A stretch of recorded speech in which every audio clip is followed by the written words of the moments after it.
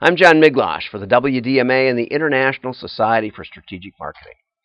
If I don't leave enough pause there, it's hard to edit it. Welcome to the world's only daily live marketing news show.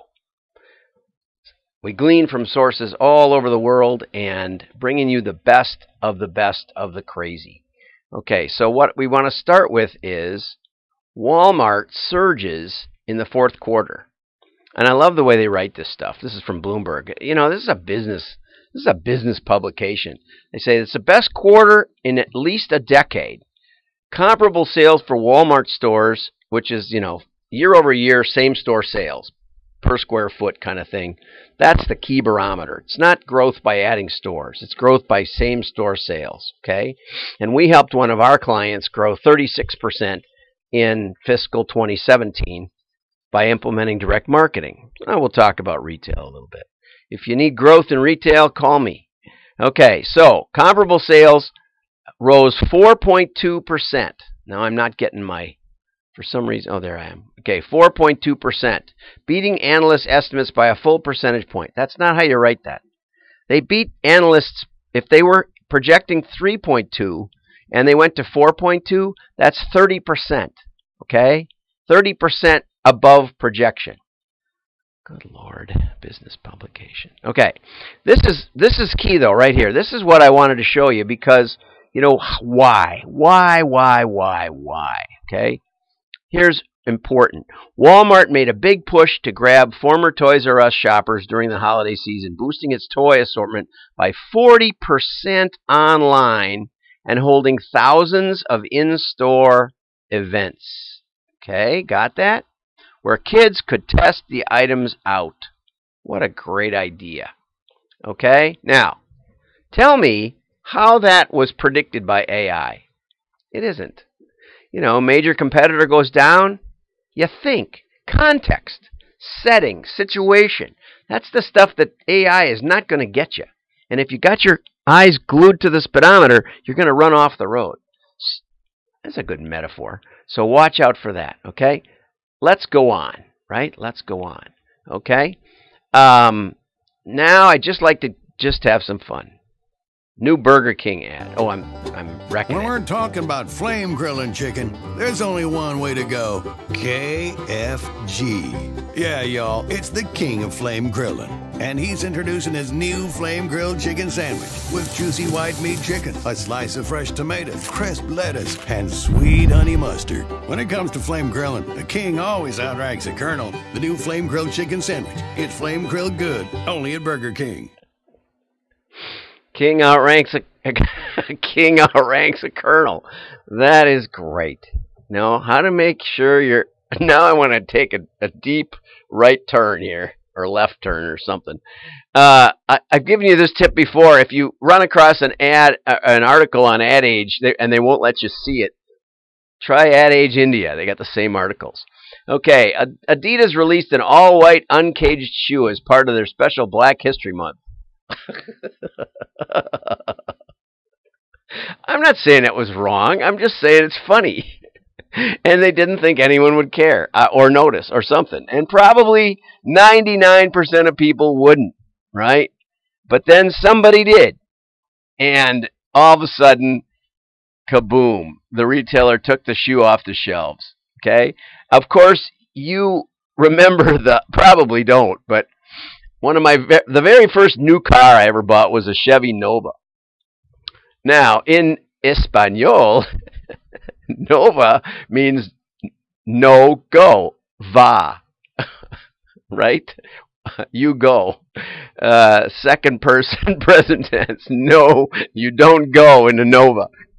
And you think, well, that should have been pretty obvious, but it wasn't. They marketed it worldwide, sold great in the U.S. It was a cheap garbage car. Mine, the paint came off of it within like the first 6 weeks. I could never just, I literally was a permanent derusting project. That aside, 3 on the tree with bench front seating. It was really something. Anyway, the point is that it's tricky. I think that's the most important part here.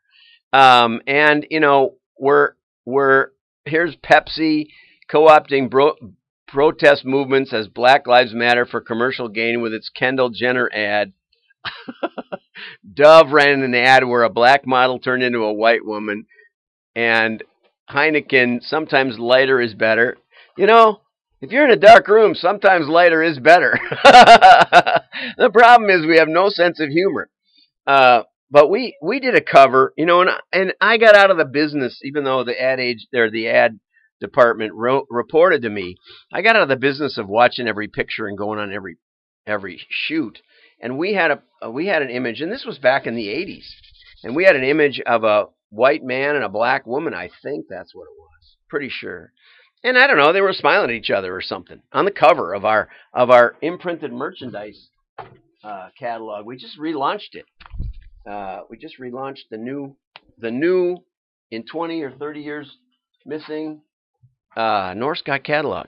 Just got mine the other day.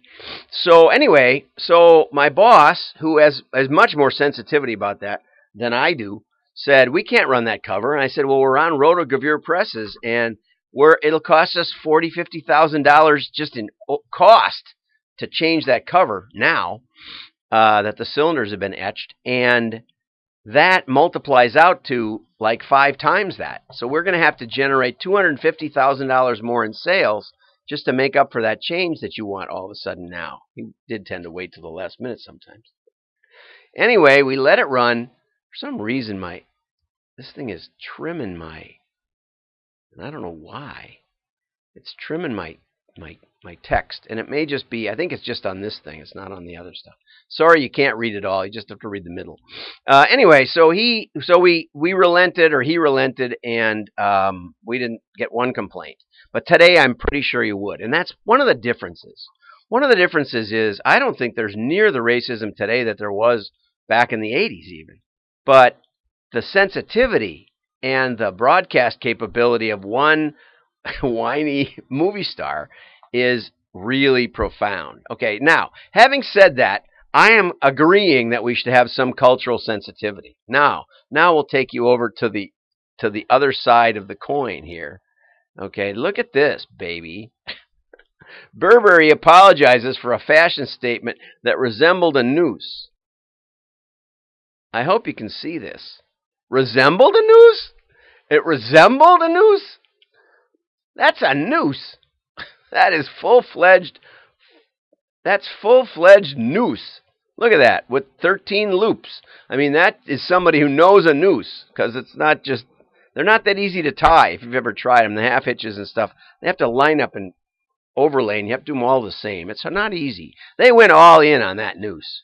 Now, I worked with some ad creatives that sometimes cared about getting attention. That was their main thing. They cared more about getting attention than anything else. I gotta say, that's not a lot of cultural sensitivity. Oh, gosh. Don't you think? What do you think on that one? And so they apologized. I can't, that's just right in the news today. They pulled the item, they said. And I bet if they didn't pull the item, the knot...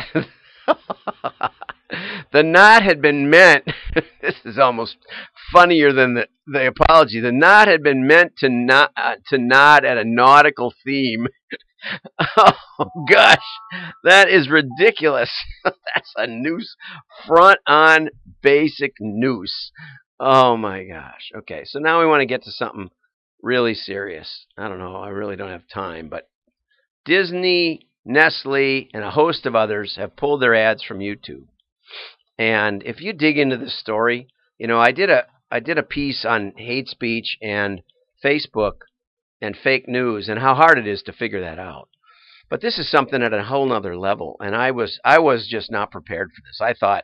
I thought it was just going to be some inappropriate viral video or something that caught on with younger kids dancing around. No, just watching the beginning of this video was so disturbing. This fella here did a video, and his name is Watson. This is on Bloomberg, where I got the article. But it shows that you can take a brand new YouTube account, and you can go brand new, and they'll bring up, teeny bopper hits and videos and stuff, and music groups and stuff. You click on 2 or 3 of the younger kids, and you'll be right in the middle of young girls, literally girls, and in the comments there will be timestamps of when the girls are in I don't know, more adult positions. Let's just say adult poses or something. I'm not even sure all the time it's the girl's fault, but it seems to be a thing, and they're monetizing it, and they're putting ads on these things, and there's all kinds of big name advertisers that get their ads put up on this stuff. And apparently, I remember Cernovich talking about, he gets blamed for Pizzagate, but I remember Cernovich talking about this 3 years ago, about how there's just there's a whole genre on YouTube that's totally inappropriate with underage kids. And I know when you post a video on YouTube, because I do that, you get asked if there's any kids in it, and there aren't any. I'm it, but. So I feel like they're trying a little bit, but this is just beyond imagination. This is beyond anything I could even conceive of. And I mean, if you're not going to police yourself, here's the message to Facebook, right? You need to police yourself. Here's the message to Google. You need to police yourself, but you got to also have some concern for free speech. Now, this is an area that really isn't in that area. Somewhere there's a line, and maybe you need, instead of